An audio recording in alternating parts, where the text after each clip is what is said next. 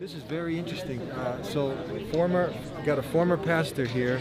So you were actually trying to convert Muslims at one time? I was a campus pastor at Penn State, so that's where I met a lot of people from other international students. A lot of them were practicing Muslims.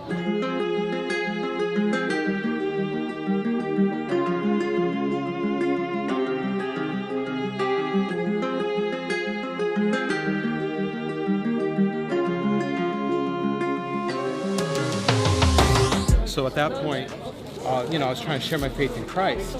We always came across Trinitarian issues, things like that. I remember it was an atheist that actually said to me years ago, I was saying to them that Jesus was God at the time. They said, well, where is that a requirement in the Bible to obtain salvation? What if you don't believe that Jesus is God? Do you go to hell? And I could not find the answer in the Bible ever since. And I can never get a satisfactory answer. That's always in the back of my mind. But the deity of Christ was never a salvation issue to begin with. But Jesus never claims to be God anyway, in actuality, when you're honest about what the scriptures have to say. So the process of turning to Islam has been quite a process. It's not an overnight thing. And the key to it as a Christian is to read the Bible not as one book, but as 66 separate books with different intentions by the authors. And when you see that, it becomes very clear what the truth is.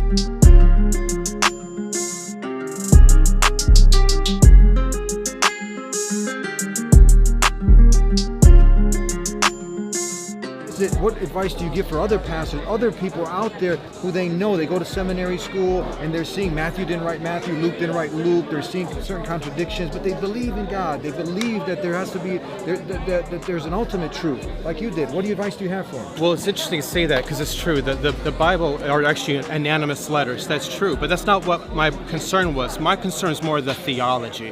When you see the words of Christ compared to Paul, I like to say to Christians today, they follow Paulianity, not really Christianity, because what Jesus teaches is actually a different message than Paul. Paul says that he curses two people by name.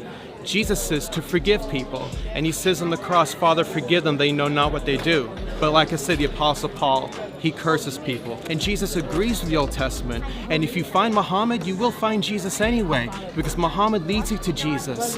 And Jesus does give life, yes, but Muhammad, it's the message. They point to Allah, they point to one God. Jesus says, worship Allah, worship God. Muhammad says the same. Abraham says the same. I just want to share that. Just separate Paul from Jesus and the truth to become clear.